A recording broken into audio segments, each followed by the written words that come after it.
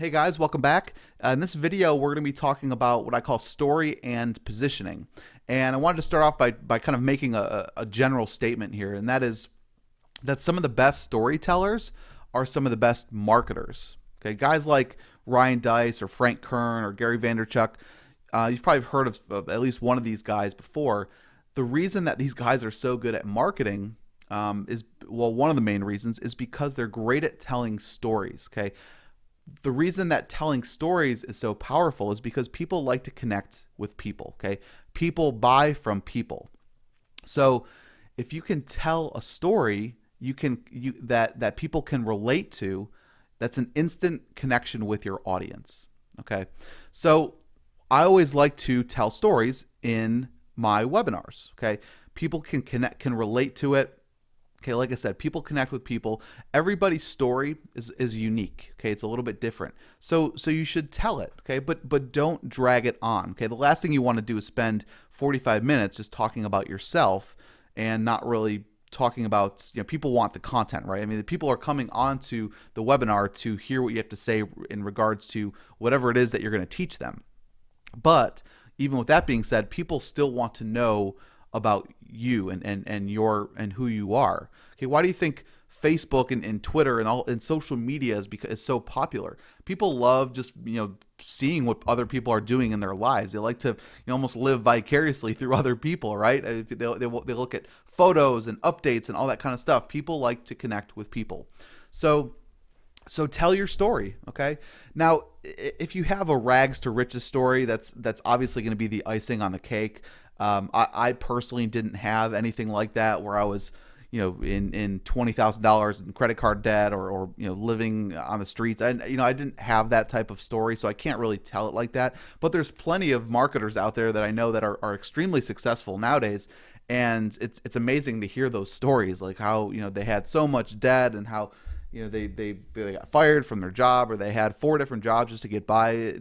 Those types of stories are great because so many other people can relate to it, especially in the internet marketing niche, where there's a lot of other struggling marketers out there trying to make it on their own.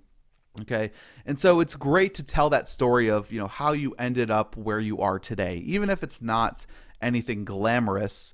Try to stress some of the points, what you were trying to do, and I can tell you this: you're going to connect with your audience much better. And so I always tell my story. I mean, I went to college. After college, I worked for a rental car company, and I was working 60 hours a week washing cars in a suit, and it was not what I intended. So I went through the ranks. I found a marketing company, and I started at the ground level, and I just kind of got my hands dirty and started doing SEO and pay-per-click and social media campaigns for not only for the internal company that I was working for, but then I went off and worked for a few different agencies and started managing other people's campaigns. And so just briefly explain who you are, why, how you got to your point, and really quickly how you became successful.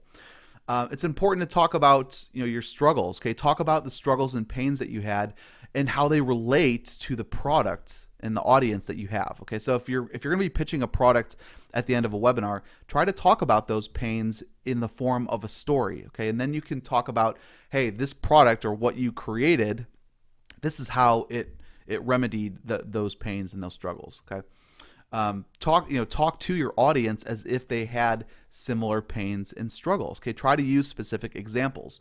One example that I always use is I was working 60 hours a week, doing something that I didn't go to school for, something that I wasn't even passionate about, and that's going to resonate with 90% of the people on the call.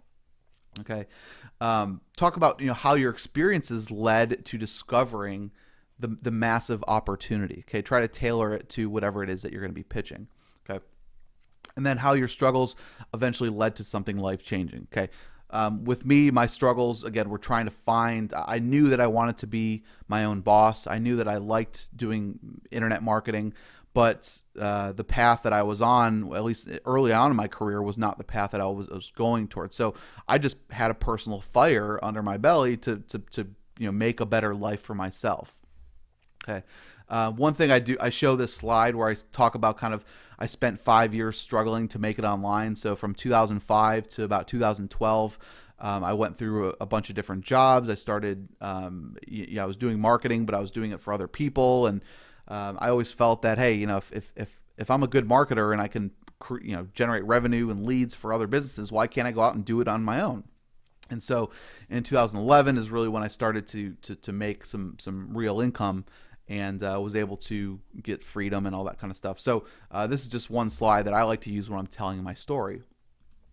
And I always like to talk about goals. Everybody has different goals, but when it comes down to it, people, not everybody wants money, but you're going to want money, time, or freedom, right? I mean, those are like the three biggest things you want. You want to have money so you can go do things. You want to have your time back. You don't want to be spending 60 hours a week, just working for someone else or doing something that you don't enjoy. You want to be able to spend time with family, or you want the freedom to go travel, or everyone has different hobbies. So everyone's goals are going to be different. But then again, if you look at it from a bird's eye view, the general goals are relatively the same for everybody. Okay. Now, certain things may have certain more weight. Some people would rather just have freedom than a lot of money. Other people would rather have a lot of money than maybe not a lot of freedom. So it's important to talk about setting goals. And so, just to kind of recap, explaining things in the form of a story is so impactful. Okay, and not only about telling about your life, but even with case studies. Okay, talking about, hey, we created this product this way, and this is the reason that it flopped.